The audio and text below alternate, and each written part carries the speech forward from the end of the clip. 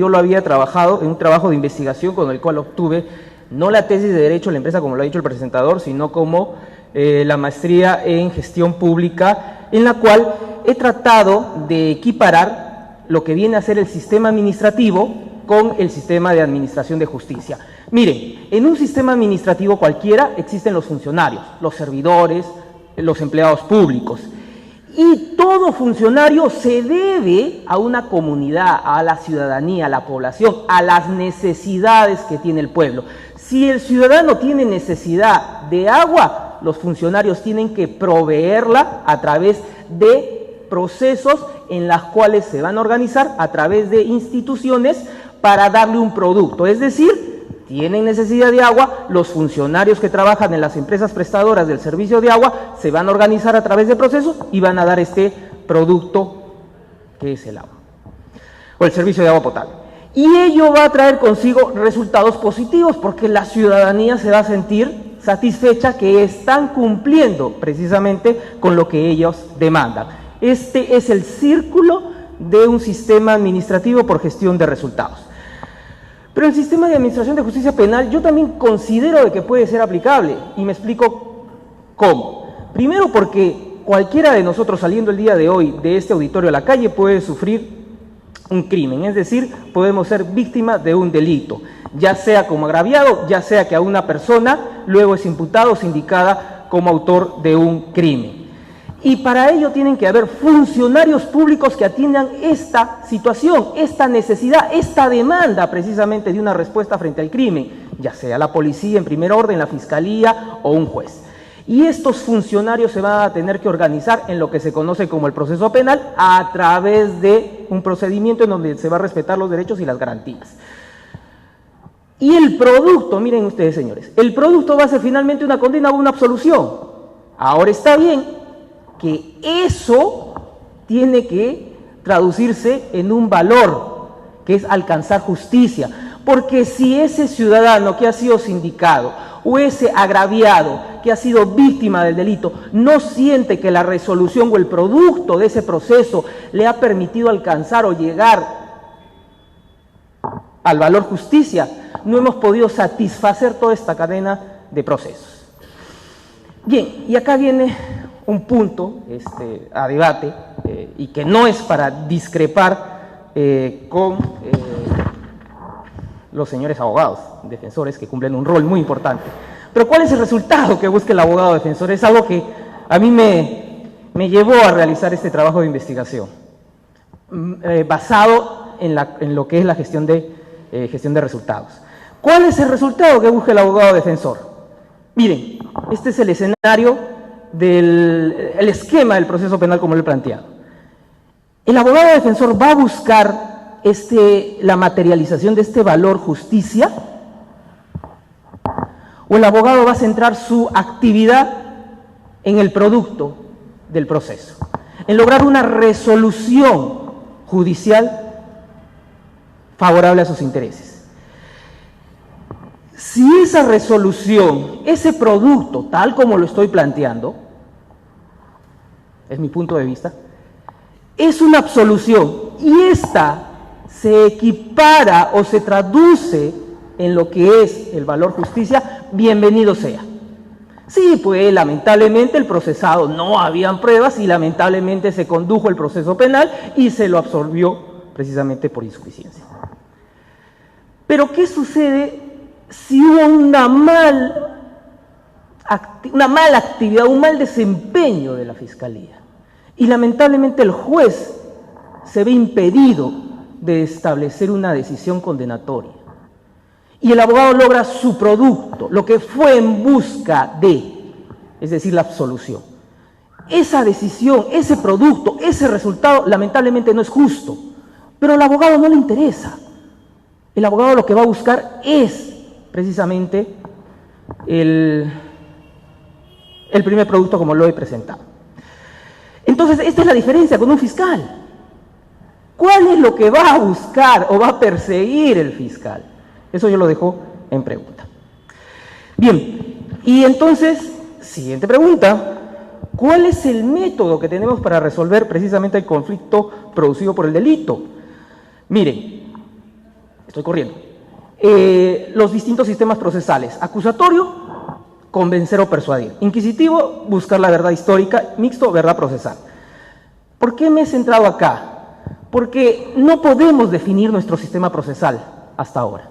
Algunos nos van a decir un acusatorio garantista, algunos nos van a decir un acusatorio adversarial, otros tienen otra denominación. La pregunta es, ¿qué método están utilizando para resolver el conflicto? ¿La persuasión o buscar la verdad procesal? ¿Por qué lo digo esto? Porque hay algunos que nos van a plantear que somos un acusatorio adversarial. Claro, de adversarios. Citando a Binder, deberíamos llegar a ese modelo o deberíamos evolucionar, como se quiso intentar al inicio de la reforma procesal penal, por lo menos en el Distrito Judicial de La Libertad, en donde yo me desempeñé al inicio en el año 2006. Les puedo traer a colación la resolución 6 del 20 de octubre del 2008 por el delito de conducción en estado de ebriedad, en donde el juez de la investigación preparatoria indica que para que los actos de investigación con un dosaje etílico puedan convertirse en actos de prueba, dice el juez, debe realizarse en un estado de defensión y contradicción. ¿Y cómo considera el juez que debe ser esa defensión y contradicción? El juez dice, con la previa información materializada en la lectura de derechos por el fiscal o policía que dirige la diligencia de intervención corporal, es decir, la extracción de sangre. Es decir, el juez le está diciendo al fiscal o al policía, mira, si no le lee sus derechos a la persona que ha consumido, ingerido una sustancia alcohólica, no podría valorar ese dosaje etílico. Ese pensamiento tenía respaldo en la doctrina inicialmente, porque, por ejemplo, el maestro Neira Flores indicaba que, claro, la contradicción significa que la defensa tiene que hacer todo lo posible por falsear la actividad que realice el órgano persecutor. ¿Por qué lo digo? Página 113. Si el examen de la prueba no se realiza, sino que ha sido obtenido unilateralmente por la parte interesada, ¿quién es la parte interesada que participe en un dosaje? Por ejemplo, el Ministerio Público, sin que nadie la haya examinado, esa información es de baja calidad y no ofrece garantías de fidelidad. Repito, página 113. Es por eso que, bueno, se justificaba que en algunos distritos judiciales, por ejemplo, que en el análisis químico de la droga, en los reconocimientos fotográficos donde la víctima se presentaba, donde la fiscalía a denunciar el hecho y no tenía conocimiento de quién había sido su agresor, en los allanamientos, en las incautaciones, cuando se debía actuar de manera sorpresiva, incluso en el acta de entrevista única, que no voy a entrar a tratar ese tema porque tengo una crítica respecto a cómo se está trabajando este tema, se había establecido en varios lugares el pool de defensores públicos, es decir, el fiscal llama a un defensor público para que le pueda dar legalidad a sus actuaciones, aun cuando no tenemos un imputado determinado, no hemos identificado a la persona que ha sido sindicada. Incluso cuando el abogado no desea intervenir porque le dice al fiscal, ¿sabe qué, señor fiscal? Mientras usted no me indique quién es la persona que está imputada de la comisión de un delito, no voy a intervenir. El fiscal agarra y deja constancia en su acta que se comunicó con el defensor público sobre la materialización de la diligencia o que ésta se va a realizar y que puso en conocimiento del abogado defensor. Hay una entrevista que me pareció bastante interesante en donde el entrevistador le pregunta a este jurista lo siguiente: actualmente en el Perú se está implementando el nuevo modelo procesal con tendencia adversarial en la que prima la oralidad.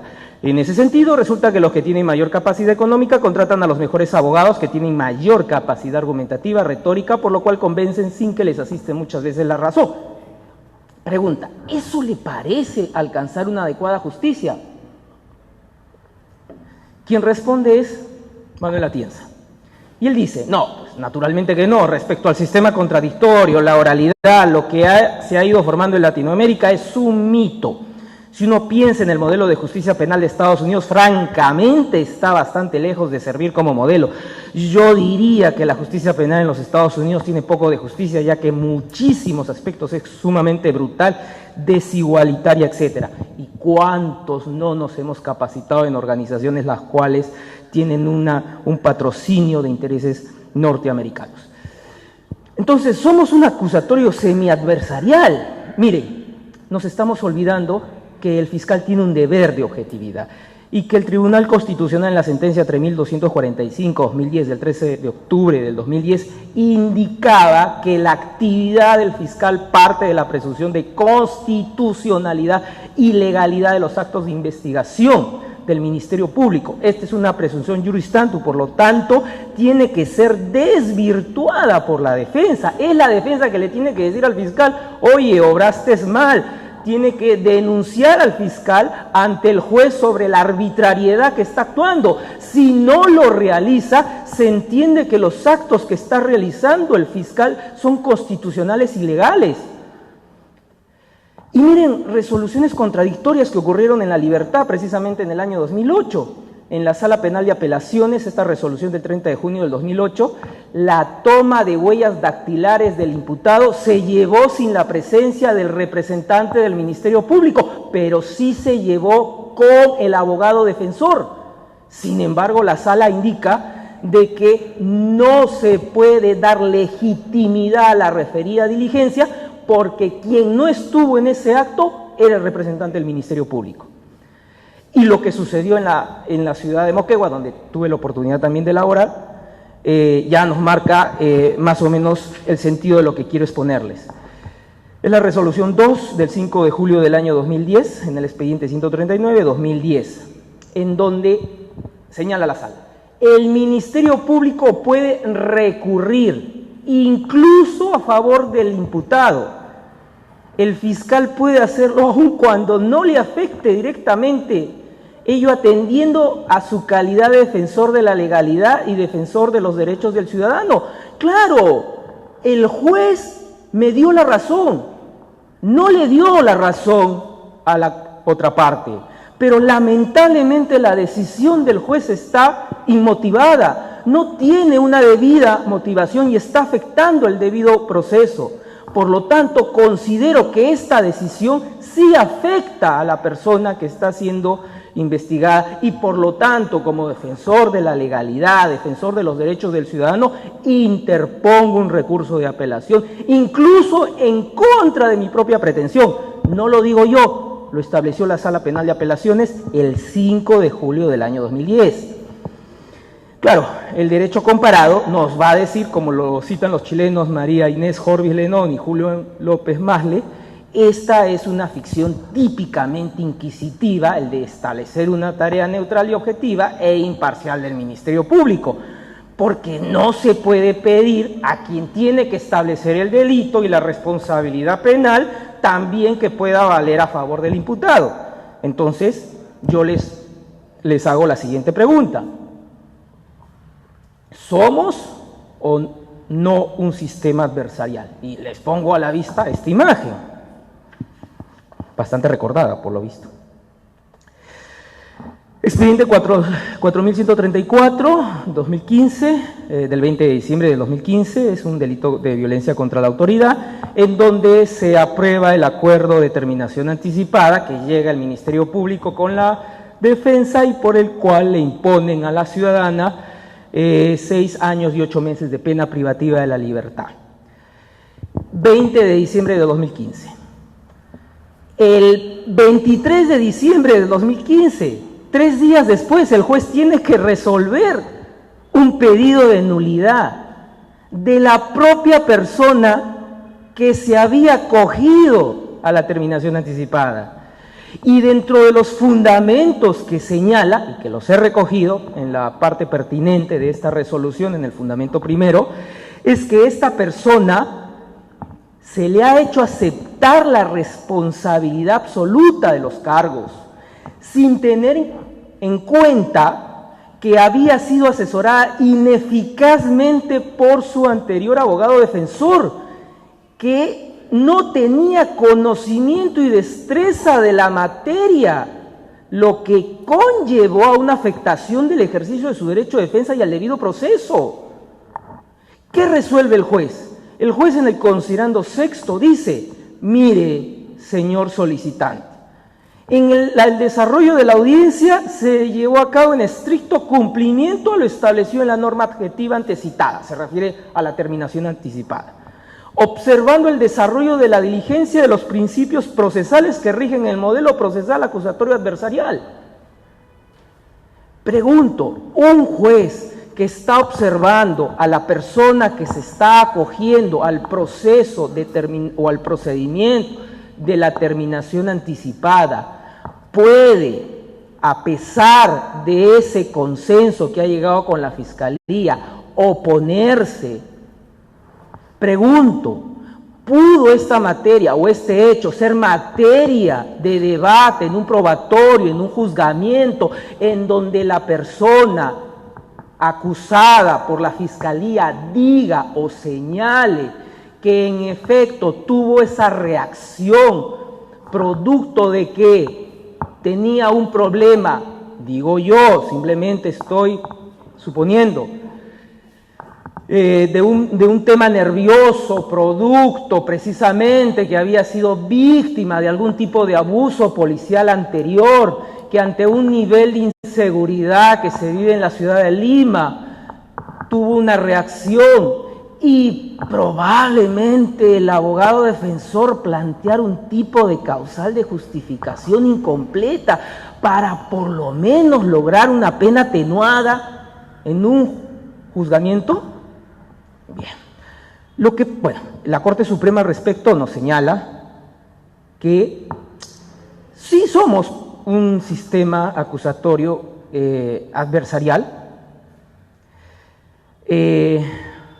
pero quiero que analicemos si esto trajo algún tipo de consecuencia, es decir, la falta de definición. Claro que sí, Pedro Angulo Arana, el doctor Pedro Angulo Arana, en su libro El caso penal dice, miren, que esta falta de definición de qué clase de sistema procesal nos estamos desarrollando con esta reforma procesal ha traído consecuencias a los ciudadanos que han pagado un alto precio a partir de las interpretaciones normativas realizadas por quienes por esa vía pretendieron instaurar un modelo que se imaginaba perfecto.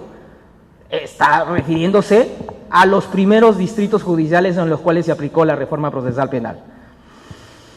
Porque al inicio de la reforma se hablaba de la confirmatoria de la incautación, que muy bien lo ha expuesto el doctor Tomás Gálvez, en donde, por ejemplo, el 25 de septiembre de 2009, ante el tercer juzgado de investigación preparatoria, se incautaba 10 envoltorios de papel periódico tipo quete, 12 bolsitas transparentes, 11 cajetillas de cigarro, y las cuales, como no se confirmaba a tiempo, se tenía que devolver. Vino el acuerdo plenario y estableció que eso simplemente genera algún tipo de responsabilidad administrativa, y en efecto el 3 de octubre del 2007, por ejemplo en la segunda sala penal de apelaciones en Lima, ya se estableció que la presentación tardía del requerimiento de confirmatoria solo acarrea responsabilidad administrativa del fiscal encargado. ¿Interesa conocer el sistema procesal? Yo creo que sí. ¿Por qué? Porque este es mi tema, señores. ¿Qué métodos se está utilizando para resolver actualmente el conflicto penal? ¿La persuasión o la búsqueda de la verdad procesal? Porque si es la persuasión, oiga, un fiscal o un abogado se presenta en cualquier tribunal y con una buena oratoria o retórica debería convencer a quien va a juzgar. Fermín Canteros, un autor paraguayo, dice: ¿a usted le parece que el juez le da la victoria a una persona en la sentencia como premio a su mejor capacidad económica o a la habilidad, destreza o inteligencia de su abogado, y le quita la razón a quien por pobre o porque no tuvo una asistencia letrada adecuada, sea porque el abogado era un joven inexperto, porque no estaba tan capacitado como el abogado de la contraparte, no puede ejercer los recursos? En contraposición, la verdad procesal, y Fermín Canteros también lo dice, oiga, si el juez va en busca de la verdad, entonces tiene interés en el resultado del litigio. Y si tiene interés, pierde la imparcialidad. Si pierde la imparcialidad, no hay proceso. Si no hay proceso, no puede haber sentencia. Consecuentemente, tampoco puede haber condena. La Corte Suprema, al respecto, también nos señala que al ser un modelo eurocontinental, lo que debe primar es la búsqueda precisamente de la verdad. Y en efecto, en la apelación 1-2013 de la Sala Penal Permanente de la Corte Suprema del 25 de julio del 2014, se habla sobre la prueba de oficio. Entonces, cuando hablamos de la prueba de oficio, estamos hablando de un esclarecimiento de la verdad. ¿Interesa conocer el sistema procesal? Claro, pues, porque este es el proceso, un método de conversación en donde se presenta la tesis, la antítesis, y el juez tiene que buscar la síntesis. Como lo dice Fernando de Traseñí, para dos puede ser verdad, pero si viene un tercero, tiene que establecer cuál es ese punto de vista que cree tener la razón. Y finalmente es el juez, solamente por graficarlo o ponerlo al doctor San Martín, pero él es el juez, el que va a resolver el conflicto producido por el delito, y a él es a quien nos dirigimos. Y si a él nos dirigimos, tenemos que conocer si es garantista o es activista, o mal llamado inquisitivo. Porque conociendo cómo administra el juez el caso o la justicia, podemos determinar cómo actuar en el tribunal. Si es un juez garantista, va a decir esto: si no se llegó a la verdad, o si no llego a la verdad, es porque las partes no realizaron adecuada y oportunamente sus alegaciones. No efectuaron la pertinente actividad probatoria al respecto. Él es Fermín Canteros. Dice, el juez no debe preocuparse por la verdad, por cuanto la demostración de los hechos en el debate le corresponde a las partes en la medida de su interés y no la de él. Neira Flores, en su libro, dice, en efecto, el juez no debe salir en busca de la prueba, como sucedía en el Código de Procedimientos de 1940, porque con ello pierde imparcialidad. El activismo, ¿qué dice al respecto?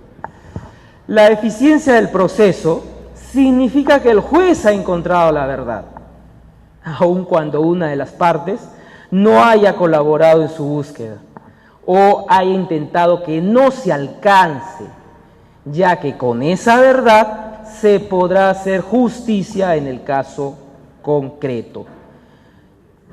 Y Pedro Angulo Arana, en su libro, página 41, concuerda con esta posición porque indica que precisamente hay algunas expresiones en el desarrollo del proceso, como el juramento a los testigos y a los peritos, que nos hacen inferir que el fin del proceso es la búsqueda de la verdad.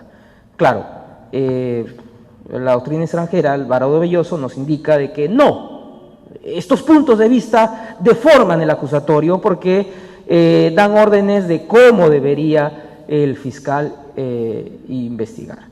Voy a plantear algunos ejemplos y con eso cierro. Ejemplos: el juez no interviene. Este es un caso, digamos, simulado de una denuncia que existió. Obviamente las personas no corresponden a aquellas que intervinieron en el mismo, ¿no? El 10 de marzo de 2013 se denuncia que el técnico Núñez había solicitado 1.000 soles a Natalie, ella viene a ser Natalie, para favorecer a su padre en una investigación que se seguía ante la policía, ¿no? La denuncia fue el 12 de marzo del 2013. Cuando se presentó Natalie ante la fiscalía y se le preguntó quién le había solicitado el dinero, ella da la descripción del policía y ella indica: mire, el policía que me pidió es el técnico Núñez, es blancón, alto, canoso y agarrado. Él viene a ser, digamos, el técnico Núñez. Y en el juicio oral, meses después, el 20 de marzo de 2014, el abogado en el contraexamen le pregunta: testigo, ¿denunció usted este hecho ante el Ministerio Público? Ella responde que sí. ¿Dio usted las características físicas del policía que le pidió el dinero? Ella dijo que sí. Y teniéndolo al sujeto, meses después, ya en su delante, el abogado defensor le pregunta, ¿puede usted describirlo? Y ella, obviamente, viéndolo en ese momento, dice que sí, y comienza con la descripción física de la persona que tiene adelante. Sí, es de tez trigueño, canoso, un poco narizo. Consecuencia lógica, el primer juzgado unipersonal de Lima, el 30 de mayo del 2014, resuelve absolver al procesado técnico Núñez. ¿Qué no se hizo para el esclarecimiento del caso y la búsqueda de la verdad? El fiscal pudo, a través de un redirecto, preguntarle por qué en la declaración brindada ante la fiscalía o en la denuncia señaló una característica y en este momento otra. ¿Pudo el fiscal haber hecho un mejor ejercicio para señalar que el juez no solamente se tiene que vincular por una descripción física, sino que también hay otros indicios que le permiten establecer la responsabilidad, por ejemplo, la irregularidad en el trámite policial? ¿Pudo el juez intervenir tal vez alguna pregunta de oficio al ver la ineficiencia del fiscal en la intervención e indicar a la testigo por qué usted está dando una versión distinta? Y probablemente en un alegato de clausura el fiscal pudo haber citado a la posición de Daniel Schachter, que es un psicólogo reconocido, que indica: los recuerdos no son réplicas de acontecimientos en sí, la persona tiene una memoria que puede ser manipulada y al momento de prestar la denuncia tiene una carga emotiva producto de que se siente amenazada, se siente agredida y puede dar una descripción, la cual al momento del juzgamiento, luego de pasados meses y con el asesoramiento de la Unidad de Víctimas y Testigos del Ministerio Público, la persona se siente segura, tranquila y puede en efecto señalar que esa fue la persona que había cometido el hecho. Pero hay casos en los cuales el juez sí interviene. Por ejemplo, el 5 de agosto del 2015, la primera sala penal de apelaciones indicó que se tiene que utilizar la prueba de oficio, por ejemplo, para hacer una pericia oficial que no se realizó en la investigación preparatoria, para determinar el perjuicio respecto a los mantenimientos correctivos de 10 vehículos que se determinaba o se evidenciaba un perjuicio causado. La norma procesal penal señala en distintos aspectos cuál puede ser la intervención del juez para el esclarecimiento de la verdad. Y esta es una noticia que estábamos conversando con el doctor Gálvez antes, ¿no? La intervención que tiene el juez en el proceso. Salió jueza, pide cambio de fiscal en juicio al exgobernador César Álvarez. ¿Y cuáles fueron los fundamentos de la magistrada, que es una magistrada bastante correcta, reconocida en el sistema anticorrupción? Es la resolución 8 del 6 de abril de 2018, dice: en base, en relación al rol del operador fiscal en este juicio, que se ha puesto de manifiesto al interrogar al acusado Álvarez Aguilar, la judicatura ha hecho advertencia de preguntas descriptivas, técnicas, de las cuales se han acogido las objeciones. Pese a nuestra advertencia, se han hecho preguntas que hacen dudar del rol del acusador. ¿Cómo? ¿Ha recibido algún beneficio por la obra? ¿Cuánto se benefició a la región Ancash con las prestaciones? Oiga, puede ser probable que el fiscal esté en una actitud pasiva porque probablemente, digo yo, considera que con la prueba personal, a través testimonial, puede hacer con la prueba documental o con la prueba pericial, tiene su caso ganado. Pero, digo yo, ¿esta intervención del juez al excluir al fiscal no perjudica también a la defensa? Porque la defensa estaba esperando precisamente esta actuación del fiscal precisamente para tener un caso favorable a sus intereses. Pero no, el juez considera que tiene que intervenir en el proceso porque es un juez que tiene que ser activo para el proceso. Claro, vuelvo a repetir, la doctrina extranjera nos dice no, y que en el mundo del derecho se ha instalado un debate acerca de las diferencias existentes entre los denominados activismo judicial y garantismo procesal. ¿Al juez garantista le interesa o no llegar a la verdad? Este caso del 7 de julio de 2015 fue similar al que les he comentado. Un ciudadano al cual le solicitan dinero, cuyo nivel educativo es bajo, va a un juzgamiento después de algunos meses y al momento de tener que sindicar a cuál de los dos acusados le había entregado dinero, termina sindicando al que no era y por lo tanto lo absuelve. ¿Al juez activista le interesa llegar a la verdad? Sí, y lo vemos cuando precisamente el juez tiene una intervención incluyendo la prueba complementaria, en este caso del expediente 78-2011, el 13 de mayo del 2015, que tiene incidencia a favor de la tesis de la defensa. Bueno, ya para concluir, ¿quién debe decir la verdad? ¿El fiscal o la defensa? El fiscal, Javier Jiménez Martínez, dice, desde el punto de vista del Ministerio Público, la teoría del caso son hechos subsumibles dentro del tipo penal y que además se tiene buena prueba. A ver, ¿qué nos dice la defensa? César Igacil Silva dice al abogado, no le interesa tanto la verdad de los hechos ni la justicia del caso. Francisco Carneluti, en su libro Las miserias del proceso penal, ¿qué nos dice? Pero es que el defensor no tiene que ser imparcial y no debe serlo. Porque su parcialidad es precisamente el precio que se debe obtener para pagar la imparcialidad del juez. Yo creo que con eso, disculpen, he corrido, quería ya dar por terminada mi presentación. Muy amable, gracias.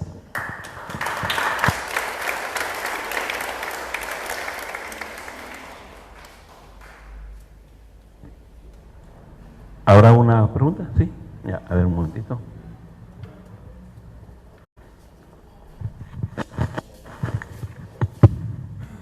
Doctor, buenas noches. Muy interesante su disertación y sobre todo el esquema que me llamó la atención. Es un enfoque bastante interesante y también particular que me invita más a la reflexión. Sobre eso quería también hacerle dos preguntas.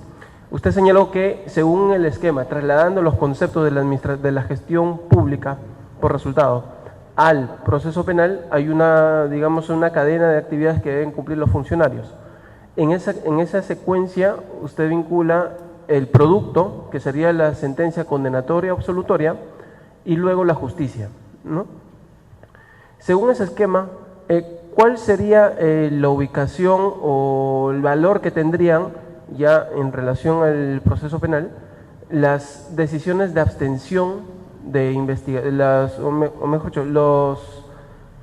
las resoluciones que suponen composición de conflicto? Estoy pensando en los principios de oportunidad, de acuerdos reparatorios, que incluso se pueden adoptar al interior del proceso. No suponen en ningún caso una sentencia absolutoria ni condenatoria, pero sí pueden favorecer administrar justicia. En ese caso, ¿cuál sería la ubicación de ese tipo de pronunciamientos? El otro punto está en relación al concepto de justicia que finalmente usted maneja. Hace una equivalencia entre lo que busca el abogado defensor, la absolución, que sea esta lograda de manera justa, entre comillas, o no, el abogado defensor siempre va a buscar la absolución, según lo que le entendí en la exposición.